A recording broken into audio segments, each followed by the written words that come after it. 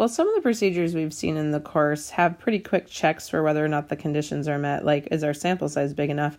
When we're talking about regression and doing inference for regression, like testing and confidence intervals, we actually have to check a few things. And so there's a list of 4 things here, which are checked really through 2 different plots.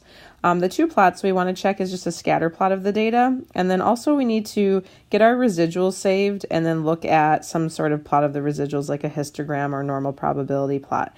And if you watch the SPSS demos, you'll see how you can obtain these plots in SPSS. So for the example that we were looking at, we're going to look at a couple plots. Number 1 is that the relationship should be linear. If we're performing tests for seeing if there's linear relationship, it should look linear first.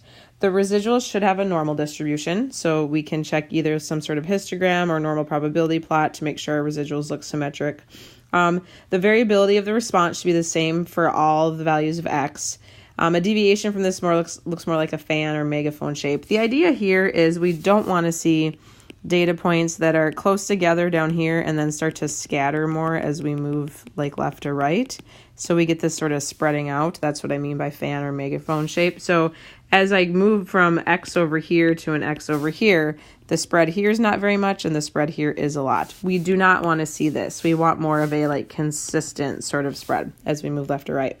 And then finally, there should not be any major outliers that would really influence the results of the regression. So on the next page are a couple plots for GPA and drinks that we can look at, and we just want to mention what we're seeing and whether or not everything looks okay. So it does look linear, even though it's a really weak relationship. There's not anything else going on, so number 1 checks out. If we look at the histogram of the residuals, they look fairly symmetric. So we can have sort of a nice bell curve over there, so number 2 is fine. The variation of the values here, more or less, like we have a little bit of scatter here, but this is such a weak relationship that more or less we're sort of in this trend. So we have about the same amount of spread from left to right, no major fanning out or anything, and no serious outliers. We had a weak relationship in the first place, but nothing serious happening with like an outlier that's very far away from everything else. So all of our conditions appear to check out here.